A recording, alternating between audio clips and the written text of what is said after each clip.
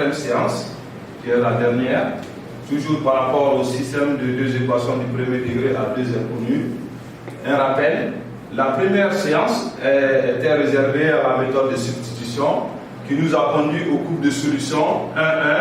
La deuxième séance, qui était la méthode d'addition, qui nous a donné aussi le même couple de solutions 1-1. La troisième séance, c'était la méthode de comparaison, même solution. Et la dernière qui est là, la méthode du déterminant, vous allez l'apercevoir à l'instant, qu'on aura les mêmes solutions. Quel que soit le système, la méthode que vous allez utiliser, ça va vous donner les mêmes solutions. C'est à vous de faire le choix rationnel entre les quatre méthodes. Donc la méthode du déterminant va consister au calcul du déterminant principal, d'une part, et des déterminants annexes, d'autre part. Le déterminant annexe associé à la variable x et le déterminant annexe associé à la variable y. Et ensuite, on peut avoir directement les solutions. Donc, je calcule d'abord le déterminant principal.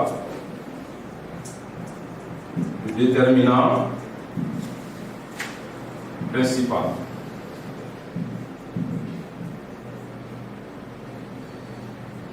Donc, le déterminant principal est constitué, la première colonne, c'est le coefficient de x, 2 et 2. 2 et 6. Et la deuxième colonne, les coefficients de y, 5 et moins 4.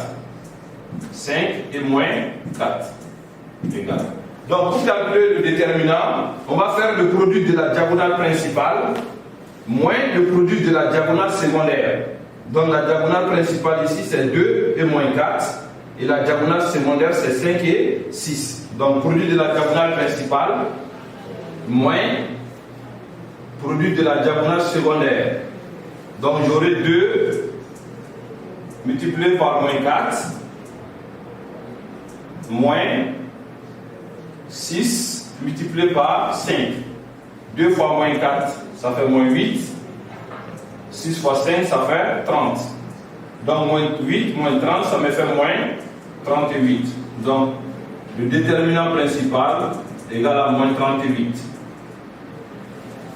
Maintenant, je passe au déterminant annexe. Attention, le déterminant annexe, c'est-à-dire la première partie, ça va être le déterminant annexe associé à x.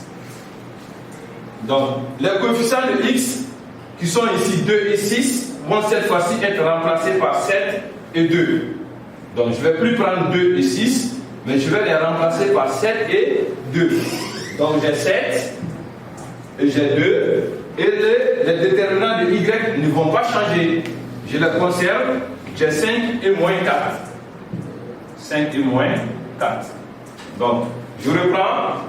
Pour le déterminant annexe associé à la variable x, les coefficients de x, je ne les récupère plus, je vais les remplacer par les constantes.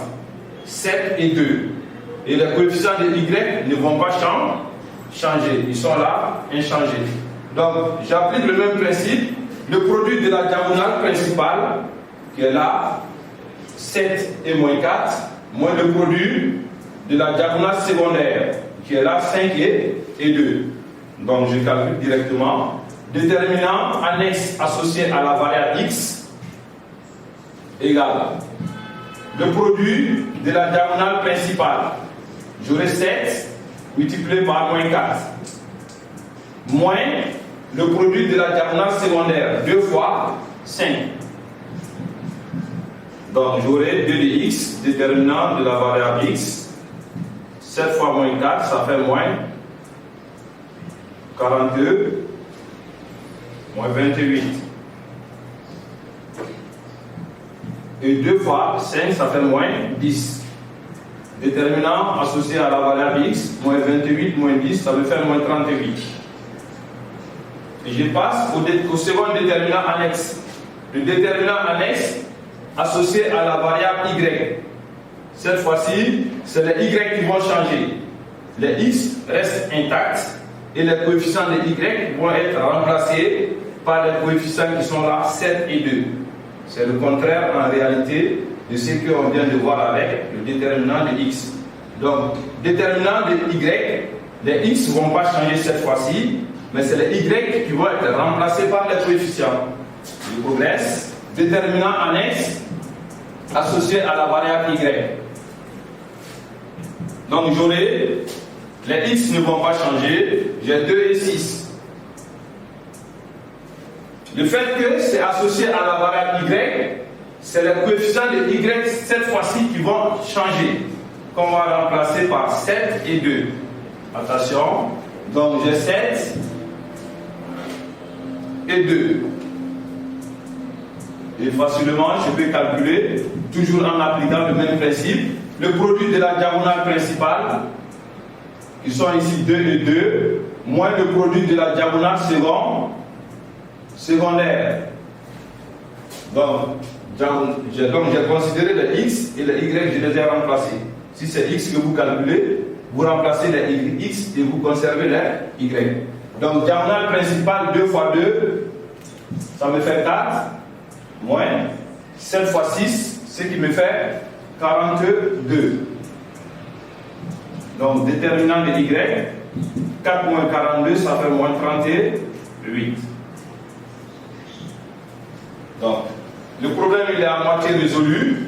J'ai le déterminant principal, le déterminant annexe associé à x et le déterminant annexe associé à y. Maintenant, je vais calculer x et y en même temps. X égale au déterminant annexe x sur le déterminant principal. Le déterminant annexe x divisé par le déterminant principal. Cela va nous donner la valeur de x directement. Le déterminant annexe à x, ça fait moins 38.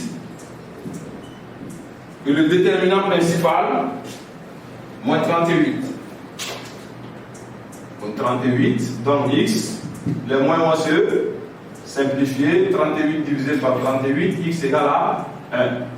Et je peux calculer directement y, même scénario. Déterminant annexe associé à la variable y, divisé par le déterminant principal ici, qui est là.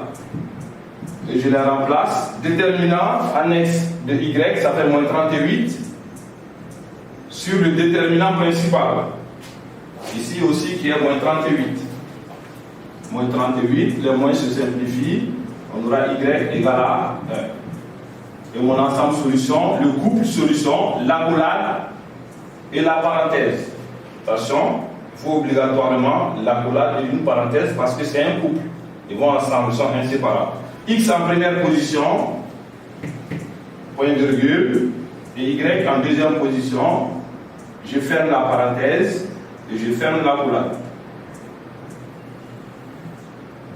Donc, les élèves, maintenant à vous le choix, il ne va pas vous être exigé de calculer par n'importe quelle méthode. C'est à vous de voir, parmi ces 4 méthodes de résolution, quelle est la plus simple pour vous, quelle est la plus adaptée à votre niveau, par rapport à laquelle vous pouvez avoir les solutions des équations du système d'équations du premier degré à 2 inconnus.